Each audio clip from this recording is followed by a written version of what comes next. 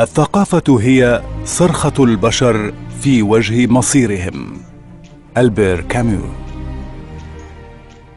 مش ممكن ننكر انه كتير منا انخدع وجرفته الاوهام والاباطيل الى حفرة وحل الفساد والعبث، ولكن كل هذه النزاعات والجدل اللي عم تحصل جيل بعد جيل واشهدها هذه الايام جيدة ومفيدة لاستخراج الحقائق النافعة امام ابصارنا اليوم.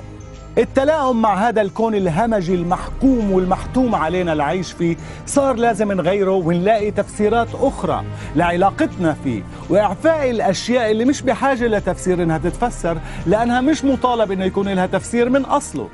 المفروض إنه نوقف مطالباتنا واحتجاجاتنا في تحسين أمورنا والبدء في العمل على تحسينها.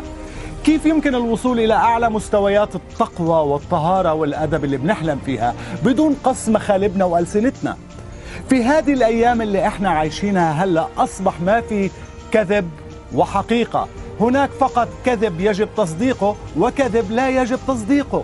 وهذا اللي خلى هذا الجيل انه يفقد قدرته ورغبته على فعل أي شيء بعد ما أضلهم جميع من قرأ الطالع إلهم. ولكن اليوم جزء كبير بلش يبحث ويستجيب لكل ما هو جديد. هذا الجيل الجديد بلش هجرته الفكرية، ولكن السؤال إلى أين؟ الطريق مليئة بالصعاليق. ألا يجب على الأقل وضعهم في مناطق عازلة بتحميهم عن باقي مناطق الصراع للنجاة من فكي التطرف العقائدي والتطرف الإلحادي اللي كمان يدعو إلى إلغاء ونصف الآخر؟ مش من الممكن أن يصل هذا النوع من الشباب إلى طور آخر من الأفكار والحضارة والعلم في هذه المنطقة العازلة ويصنع فيها عبقريته بالمنطق ويبدأ أنه يختار أن يختار ويبحث عن سعادته مستقلا عنا وعن عاداتنا؟ مش علي بن أبو طالب من قال لا تعلموا أبناءكم على عاداتكم فإنهم مخلوقون لزمان غير زمانكم؟ تركهم في هذه المنطقة العازلة من المؤكد أنه رح تتطور عندهم مهارات غير متوقعة إذا بس قدروا يرجعوا تركيزهم بعد كل هذا التشتيت الذهني اللي سببناه لهم. في هذه المنطقة بس بيقدروا يحددوا أولوياتهم ويعالجوا ضروراتهم. فيها بيقدروا يعاقبوا شهواتهم وفسادهم وضياعهم ويحاسبوا ضمائرهم وأخلاقهم بطرق لم يقدر عليها التاريخ وما أتى به من إفرازات نفسية وضلال وعمى. في هذه المنطقة بيعرفوا أنه منطق الإنسان هو اللي قادر أنه يصنع أجهزة ضبط قادرة على خلق حياة قوية متقدمة ومتحلقة ومتألقة. من المستحيل أن تتغير حياتنا وأوضاعنا وظروفنا ومواجهاتنا بدون تغيير أفكارنا وتفاسيرنا للأشياء. مستحيل، لأنه لن يصنع هذا التغيير دون استدعاء لجميع حواسنا اللي بنمتلكها وبدون تدخل المنطق والسبب والدليل والاستجابة لهم. لكن من اختار أن يكون في هذه المنطقة العازلة واختار أن يعيش خلف هذا السياج اللي وضعه لنفسه ليفصل نفسه بين الجنون والتوتر، تأكد أنه خلف هذا السياج أنت بتكون عم تضبط الموجة على أفكار ومشاعر وسلوكيات قادرة هنا تعبر عن أفضل وأجرأ نسخة أصلية منك.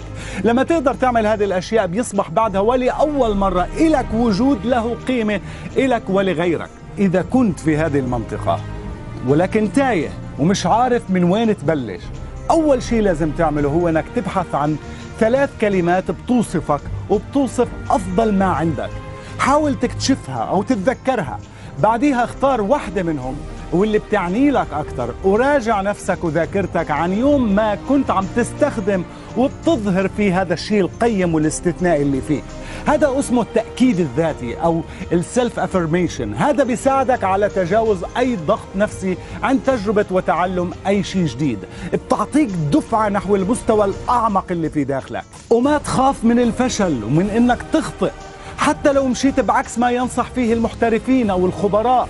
وحتى لو أخطأت هذا لا يعني إنه خسارة، هذا ما زال مكسب وانتصار، لأنك اللي أنت عم تعمله هو التعريف بالذات، سيلف ديفينيشن. لأنه كتير أفضل إنك تكون منتبه لاختيارك كيف بدك تعيش حياتك على إنك تعيشها فقط باتباع نصائح الآخرين بدون ما توصل لنتيجة شو الأفضل لإلك وشو اللي بدك إياه. إذا أنت موجود في هذه المنطقة العازلة أو في طريقك إلى هناك، تأكد أنك ما رح تلاقي أبطال أو ضحايا، فائزين أو خاسرين. كل من اختار هذه المنطقة هم فقط من لديهم ولديهن أحلام شجاعة، رفضوا أن تبقى أرحامهن وأرحام نسائهم معامل لصناعة الجهل والعبث.